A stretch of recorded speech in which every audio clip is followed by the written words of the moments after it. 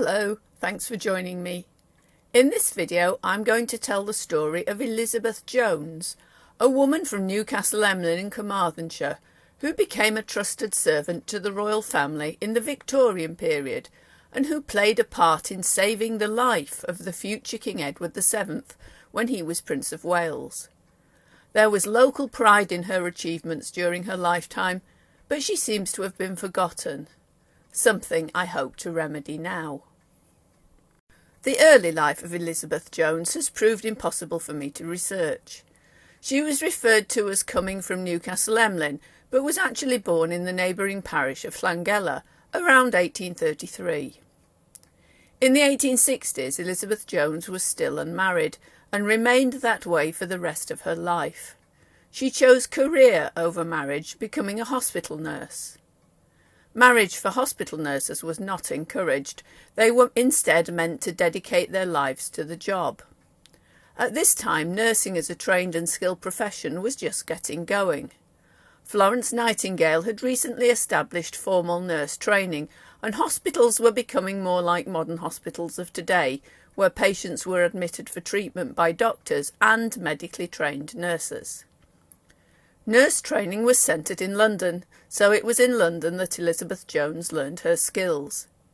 In 1861 she was one of the 25 ward sisters or head nurses at St Bartholomew's Hospital.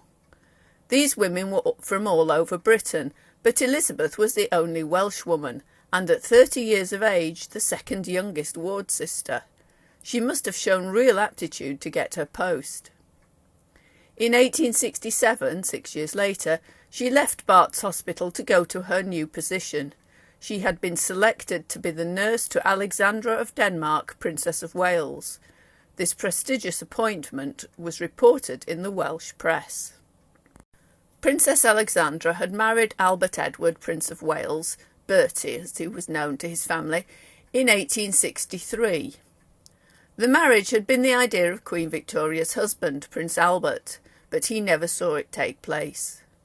Prince Albert died the year before the wedding after a row with his wayward son over the young prince's affair with an actress, one of many such affairs the Prince of Wales had throughout his life, even as king. Queen Victoria all but blamed Bertie for the death of his father. She believed this affair had so worried Prince Albert that it had left him weakened and unable to recover from his stomach pains, which were later diagnosed as typhoid fever by William Jenner, the doctor who had discovered that typhus, a bacterial infection spread by lice, and typhoid, caused by a form of salmonella bacteria, were distinct diseases.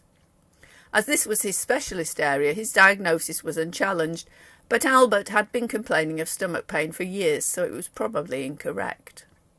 Whatever the cause of Prince Albert's death, the Queen was bereft without her consort and was barely on speaking terms with her son and heir.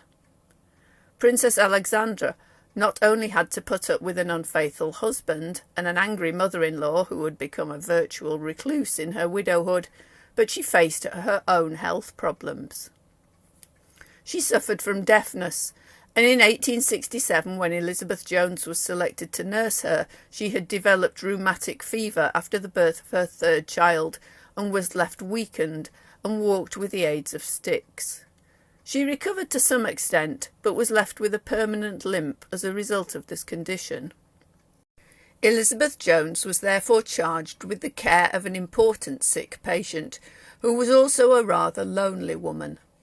Bertie's infidelity caused her to pull away from him, and she focused her life on her children and pets. Her fifth child was born in spring 1871, but died in infancy. The same year saw another crisis, and Elizabeth Jones was called upon to help with that too. Around Christmas 1871, the Prince of Wales was staying at Lonsbury Lodge near Scarborough in Yorkshire, when defective drains there caused a typhoid outbreak. He became dangerously ill and was taken to Sandringham, his country house. The Prince's groom and a fellow guest, Lord Chesterfield, died of the disease, heightening anxieties. The nation watched with concern, and daily reports of his condition were issued by his team of doctors, which was headed by William Jenner, the man who had unsuccessfully treated his father for the same condition a decade earlier, almost to the day, an anniversary which was not lost on the Queen. The Prince of Wales was seriously ill and had several relapses. Queen Victoria came to see him as it was thought he would die.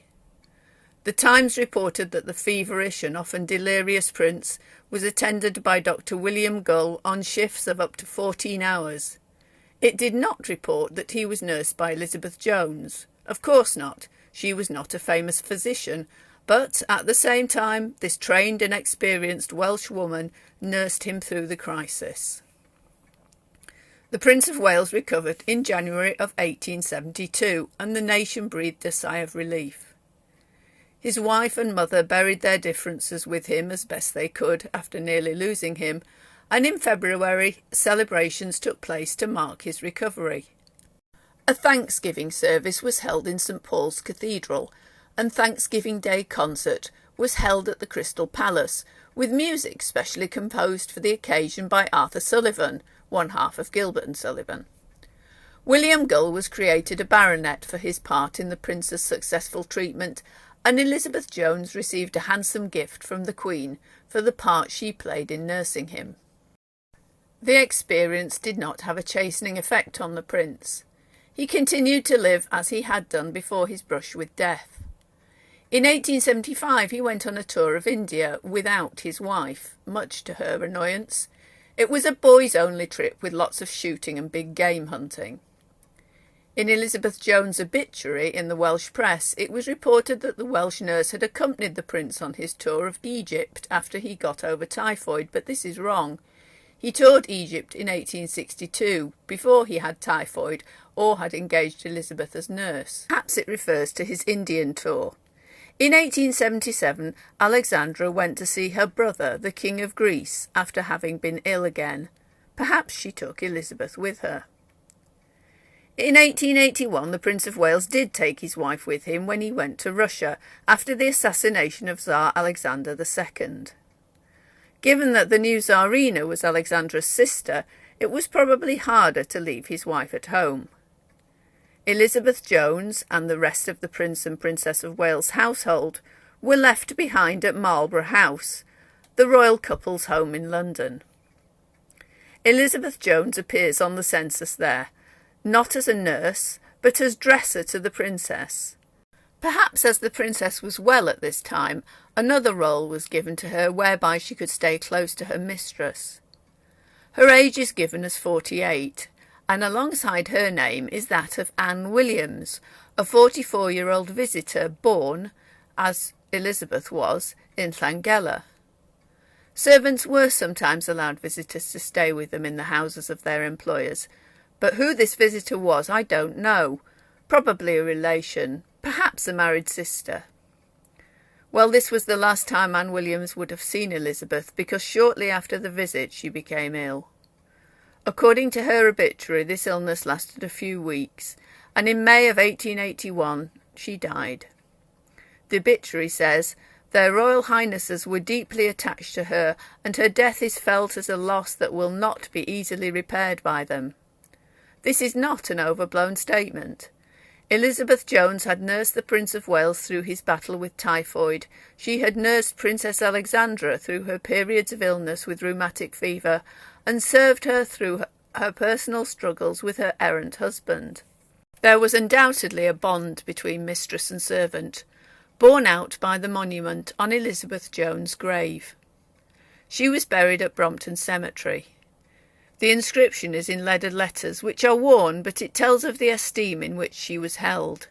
It reads, "In memory of Elizabeth Jones, who died May 13th, 1881, for 14 years the faithful servant and friend of Alexandra, Princess of Wales, by whom this monument is erected."